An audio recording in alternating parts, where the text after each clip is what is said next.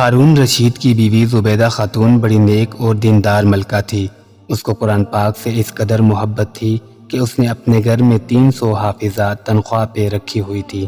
اس نے ان کی شفٹ بنائی ہوئی تھی، ہر شفٹ میں 100 حفظہ تھے۔ ان حافظات کو محل کے مختلف کونوں، برآمدوں، کمروں میں بٹھا دیا جاتا تھا اور ان کا کام اپنی شفٹ میں بیٹھ کر بس قرآن مجید پڑھنا ہوتا تھا۔ اس طرح ہر وقت محل میں 100 حافظات قرأت کی آواز آتی تھی۔ یہی وہ زبیدہ خاتون ہے جن کو جب پتہ چلا کہ جب لوگ سفر پہ جاتے ہیں تو ان کو راستے میں پانی نہیں ملتا تو آپ بے چین ہوئی۔ ہر بیوی اپنے خاوند سے کوئی نہ کوئی فرمائش کرتی رہتی ہے۔ زبیدہ خاتون نے اپنے شوہر ہارون رشید سے اسی نہر کی فرمائش کی کہ میرے دل کی ایک تمنا ہے کہ آپ نہر بنوائیں جو میدان عرفات تک پہنچے تاکہ حاجیوں کو اس سے پانی ملتا رہے۔ شوہر نے اپنی ملکہ کو مکمل اختیار دیا کہ اس نہر پہ جتنا مال خرچ ہو سکتا ہے کر لیں۔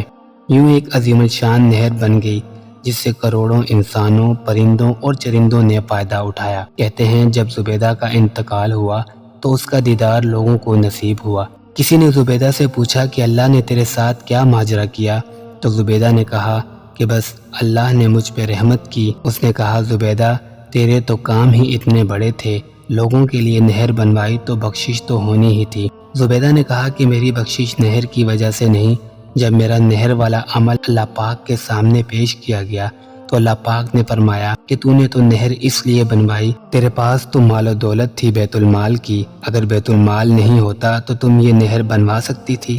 یہ کوئی ایسا اہم کام نہیں جس سے تیری بخشش ہو جائے، تو مجھے بتاؤ تم نے میرے لیے کون سا عمل کیا؟ زبیدہ خاتون کہتی ہے کہ یہ سن کر میں ڈر گئی کہ میرے پاس تو ایسا کوئی عمل نہ تھا۔ اس گھبراہٹ میں اللہ پاک میری طرف متوجہ ہوئے، سارے اعمال میں بس ایک ہی ایسا عمل ہے جو تو نے صرف میرے لیے کیا ہے۔ ایک بار جب تم کو بھوک لگی تھی اور کھانا کھا رہی تھی، منہ میں لقمہ ڈالنے سے پہلے اذان کی آواز تیرے کانوں میں آئی۔ اس وقت تمہارے سر پہ دوپٹہ ٹھیک نہیں تھا، آدھا سر ننگا تھا۔ اس وقت تیرے دل میں خیال آیا کہ اللہ کا نام بلند ہو رہا ہے اور میرا سر ننگا ہے۔ تم نے اپنی بھوک کی پرواہ نہ کی، لقمہ نیچے رکھا اور اپنا دوپٹہ ٹھیک کر لیا اور پھر کھانا شروع کیا۔ تو نے لقمے میں جو تاخیر کی وہ میرے نام کے آداب کی وجہ سے تھی، بس تیرے مغفرت کی وجہ یہی ہے۔ اللہ پاک اعمال کا چھوٹا بڑا ہونا نہیں دیکھتا، لاکھوں روپے کے زکوٰۃ اور خیرات کو نہیں دیکھتا، وہ تو دل میں چھپے تقویٰ کو دیکھتا ہے۔